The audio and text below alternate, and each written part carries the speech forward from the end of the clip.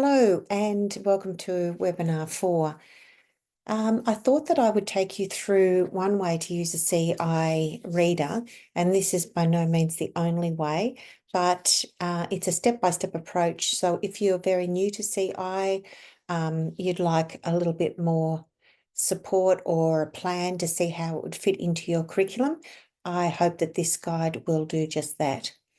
So we're going to use Boris.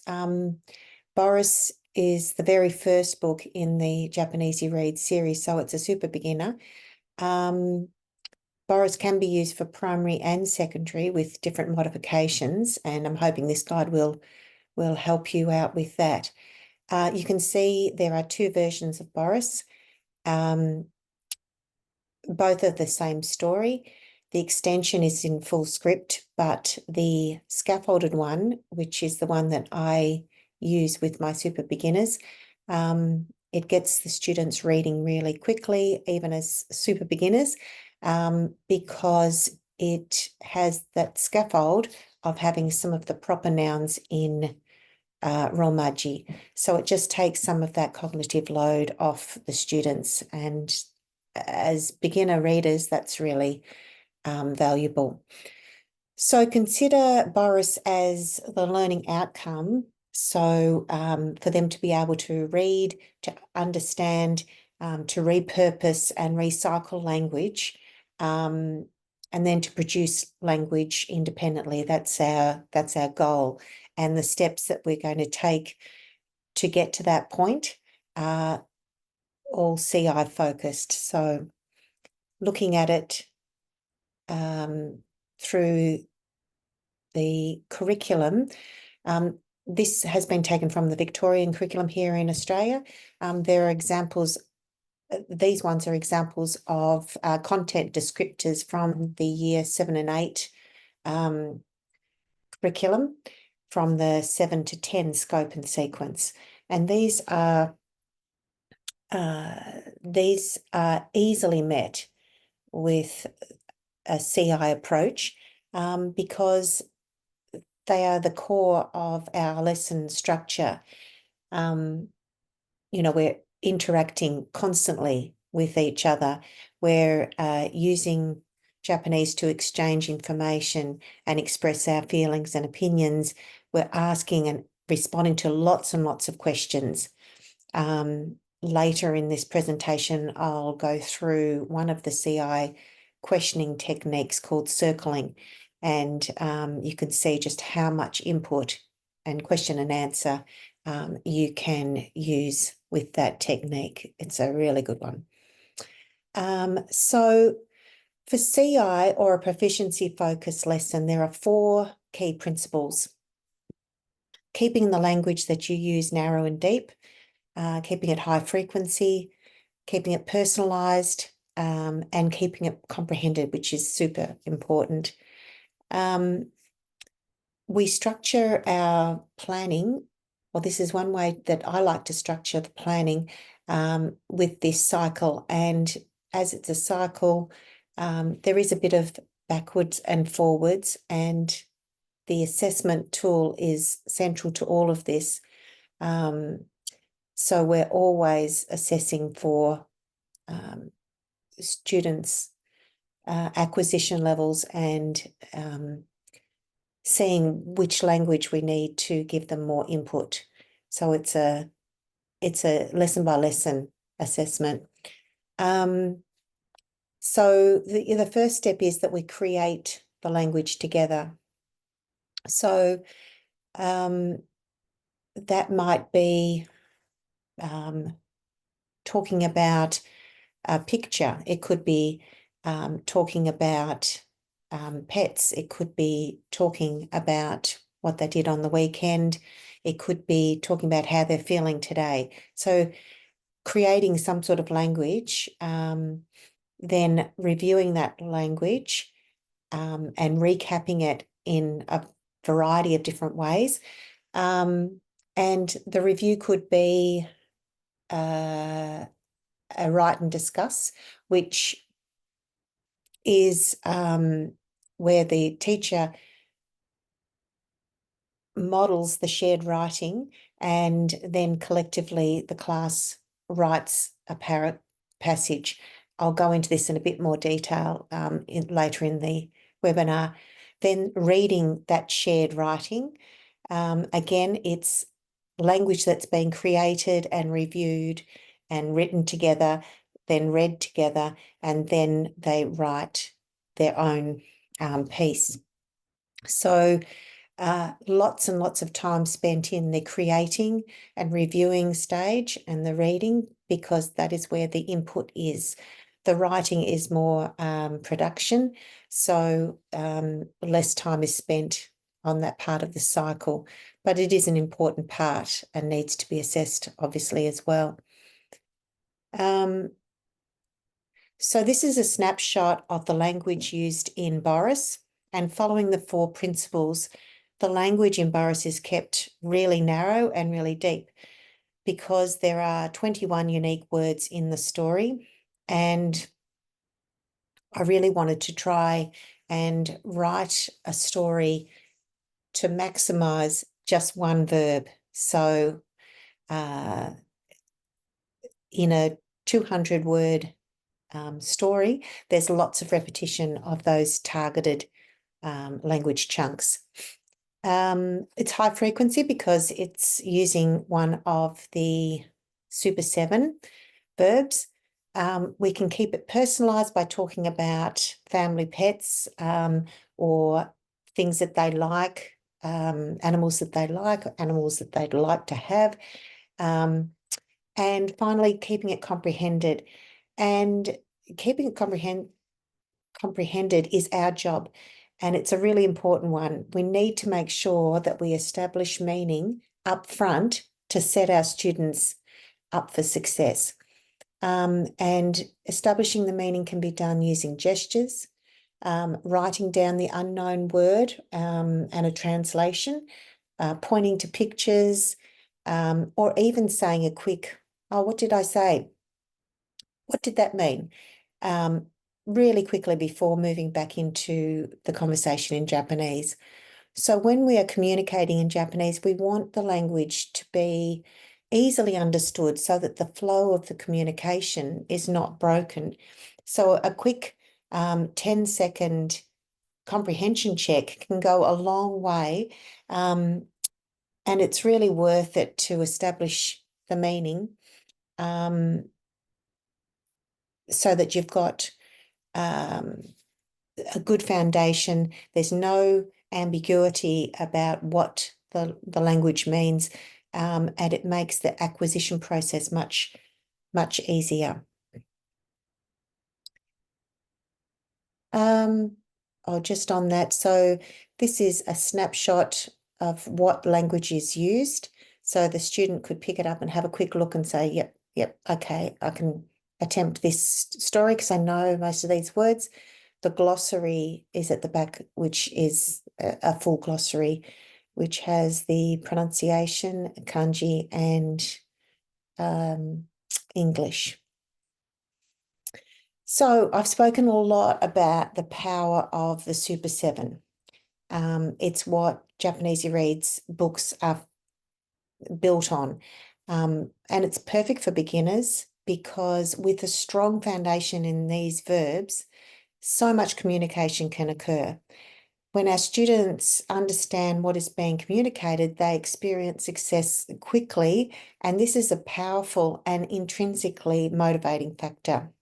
So I'll always be an advocate of the Super 7. Now for Boris is a super beginner. So I wanted to write this story using just one Super 7 verb to see how much input I could provide. So our focus will be on really giving the students lots of input of des and genides. So to establish meaning, the first thing that I would do is to share these gestures. So these are the gestures that I use, and these are specific for Boris, and then I would use the same ones at any time that I'm doing some sort of oral interaction with the class. So they get to know them really, really well. So I'll share them with you now. So we've got des, janai des, demo, dakara, sore tomo, wa, and ka. So these are the key ones that we need for Boris, but also for lots of high frequency. It's very high frequency, so we'll be using these a lot in our interactions with the class. And one way to do that could be using how are you feeling today grid in a picture form. I love using these at the beginning of the lesson, and I'd often rotate around so that there are different pictures, so I could tap into different vocab. But this one, for the purpose of some frontward loading vocab, I think this is pretty good for Boris. The focus that I want the class to acquire, the focus chunk of language, is des and janai des. So that's my goal, that's my focus. The additional language here will be acquired at different stages by different students at different times. But my focus is providing lots of input for the Super 7 verbs.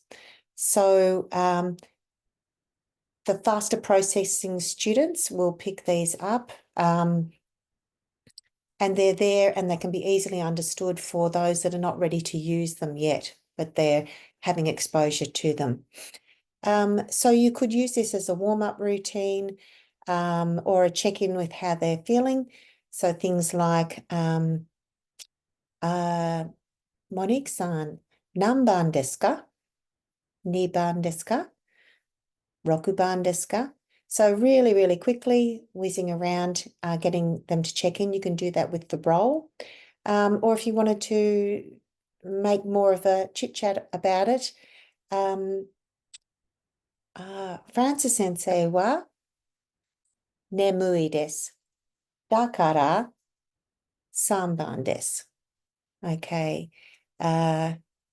Jack-san wa 4番ですか? そうですか。4番です。だから嬉しくないです。So easy to support some chit chat and drilling down and using the language that is our focus. So we've established the meaning. We use gestures. As I said, introduce the gestures.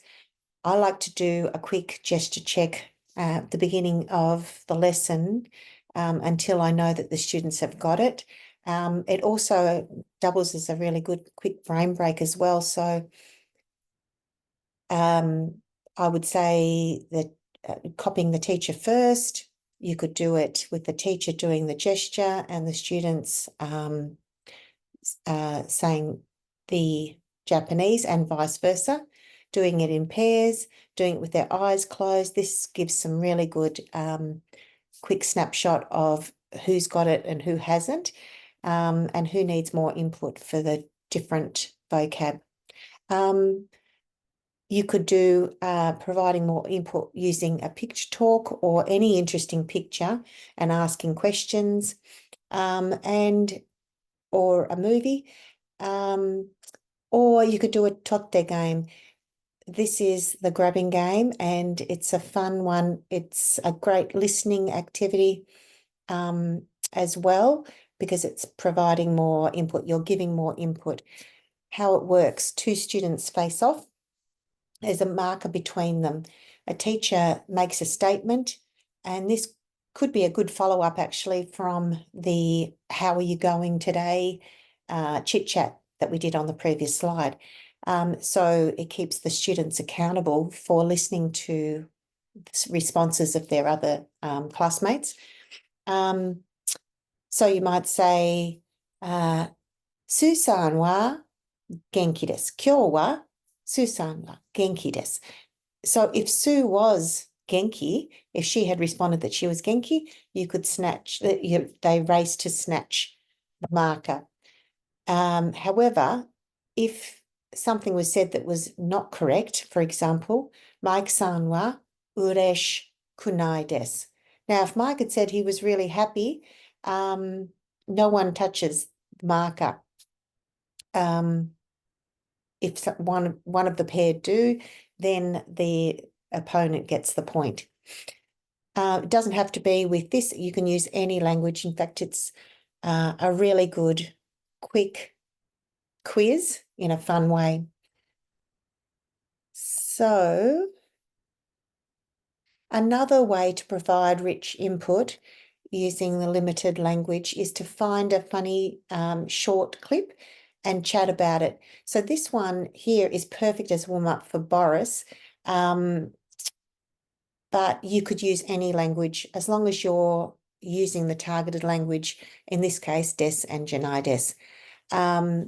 I'm not going to show it because I have had several issues with my going out of the screen and it not recording. So I have linked that in the classroom section of the JapanEasyReads community, so you can access it there. It's a cute one. It's a cheeky little magpie that is walking behind a cat. They're both black and white, and every time the cat turns around, the little cheeky magpie pretends that he's not following him, and they have this little wander down the street. It's quite funny. So you could narrate it while it's happening, or you could watch it and then ask questions at the end, questions and answers about what happened and who was there, and recapping the little story. It could be some simple questions afterwards like, Tori wa baji desu ka? Neko wa pinku desu ka? Soretomo kuro desu ka? So it's a nice, quick, easy input activity.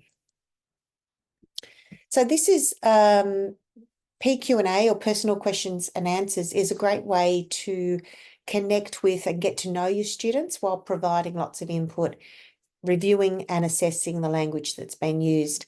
So it's really great for formative assessment.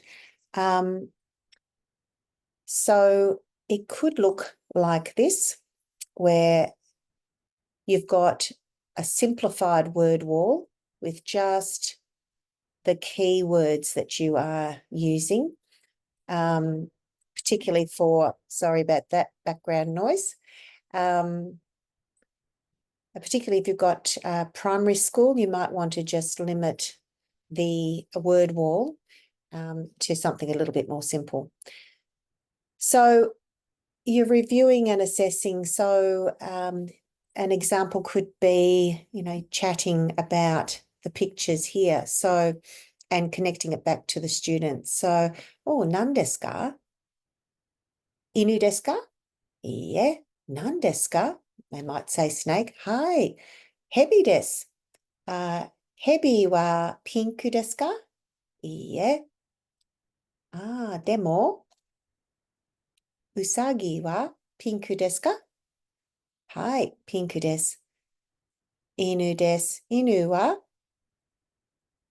Ureshii desu ka? Hai.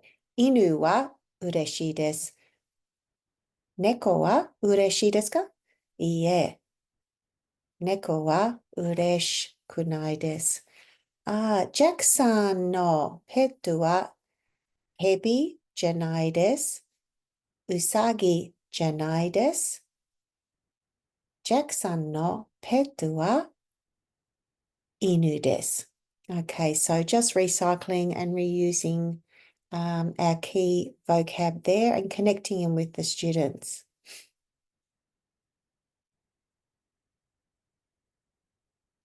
So another review activity, which is a fun way to provide some extra input in a low stakes and collaborative way, is pick the pick.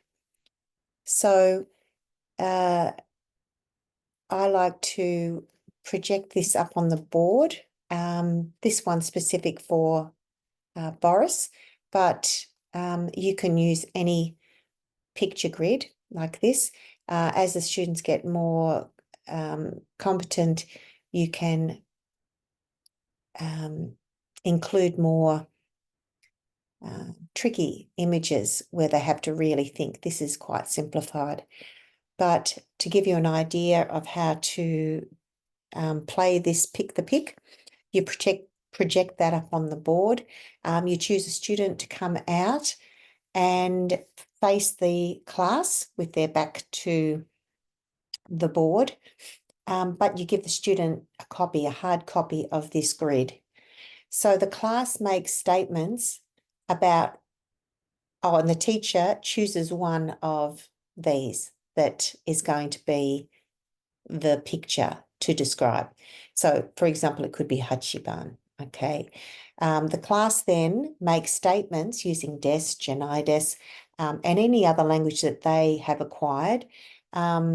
But for this purpose, it's des and janai des. And to give a hint, describing one of these pictures to give a hint to the person who's choosing. So it could be inu des. Now you can see there's more than one inu, so we need more hints. So another person can say kuro des. Now we've still got we've got two. So they might guess, ichiban desu ka? Iie, ichiban janai desu, sanban desu. And then you can swap over. So to scaffold this even further, if your students are hesitant to produce the language, the teacher can give the hints out and the class can then collectively try and guess which number is selected. So write and discuss, I mentioned earlier, and it's a really fantastic way to provide input and model writing. So the teacher scaffolds this by asking questions and then writing down the answers. For example, minasan, Francis sensei no pet wa nan desu ka? And ask, you're waiting for the response from the students. Hi, inu desu, neko janai desu. So together, the class has created lots of language using des and janai, been provided with lots of reviewing of that language orally and in written form. After they've co-created this written story or recap, then we would collectively read that, chorally read that. So I'm going to do another webinar on cold character reading, which was created by Dr. Terry Walsh, and I'm a big fan of her strategy, and I've seen great success with my classes using this. So, but basically, again, taking the cognitive load, lowering that a bit by including some of the words in Romaji, usually the proper nouns, and keeping the focus language, chunks in script. So the idea is to, for the students to hear, because they've had so much oral input, they can hear a little Japanese voice inside their head. Oh, that sounds right. So as they're just emergent readers, some of it is some educated guesswork or prediction. So because we've co-created this and we've talked about Jack's pet, we can read this together Jack-san no petu wa inu, and then they're sort of filling in the blanks. So they know it's an inu desu. Petu wa usagi janai desu. So they are predicting the language because they can hear the Japanese voice in their head. Yeah, big fan of write and discuss. So we're back to the beginning. So we're providing more oral input in a different way using the same language. One thing I've learned is that delivering at once is certainly not enough.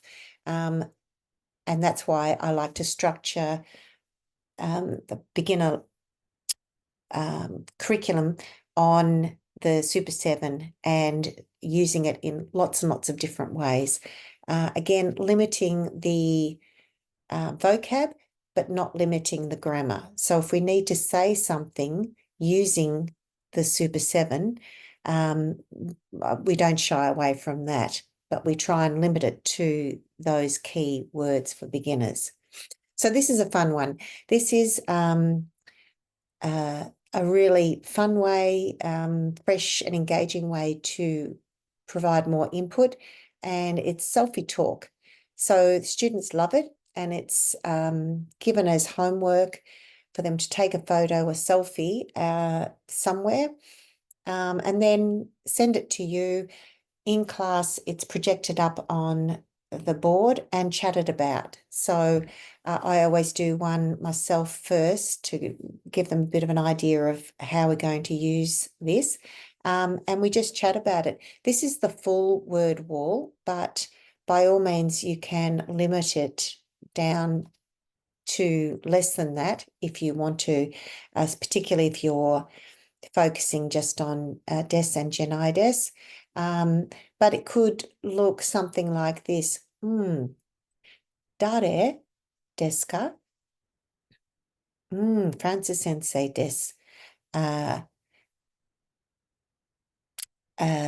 Pickering sensei janai desu. Bambi desu ka? Yeah, Bambi janai desu.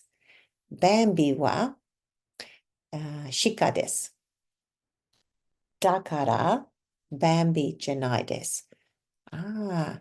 Inu janai desu. Nan desu ka?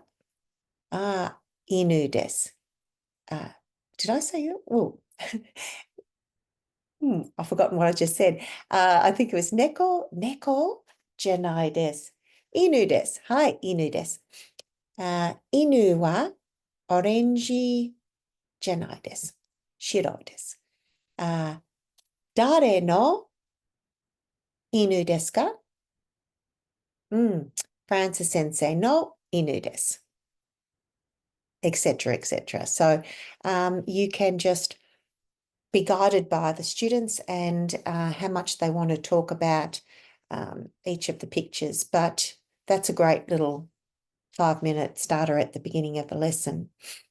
And I just wanted to finish off briefly with the circling technique, which, as I said before, it's probably one of the most impactful CI techniques that I have been using since I started using more CI, and it's it seems simple, and it is, but it does what, for me anyway, it required some practice to finesse the technique. So that you can do that on the fly easily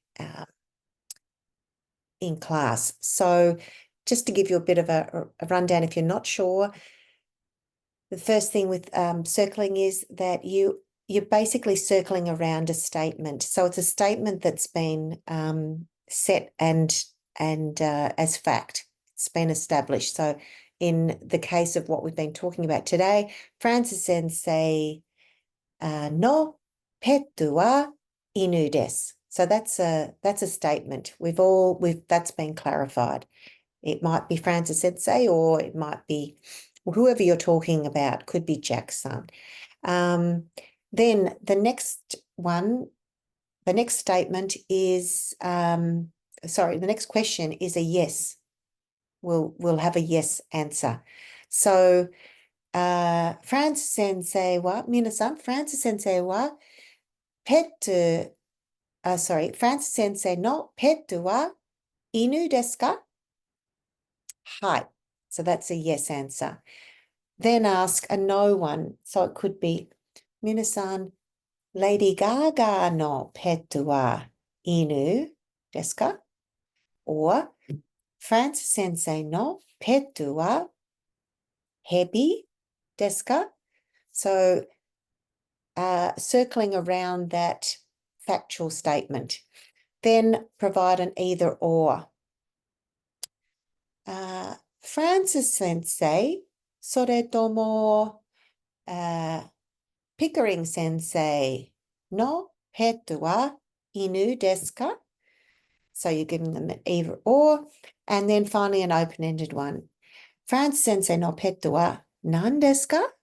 And then the students can answer that. That was a quick whiz through, and I would like to do something a little bit more in depth about circling, because it is a really, it's a great technique to master. And finally, if you have any questions, I hope these webinars are helpful. And if you do have any questions, or if you'd like me to cover something in a future webinar, please message me via email or through the JapanEasyReads chat line, and I'd be very happy to hear and get your input. Excuse the pun. So that's it for me now. I'm really hoping this is saved, because I think I've done this 4 times now. We've had some saving issues and some audio issues. So fingers crossed. And take care, and I will see you at the next, for the next one. Okay.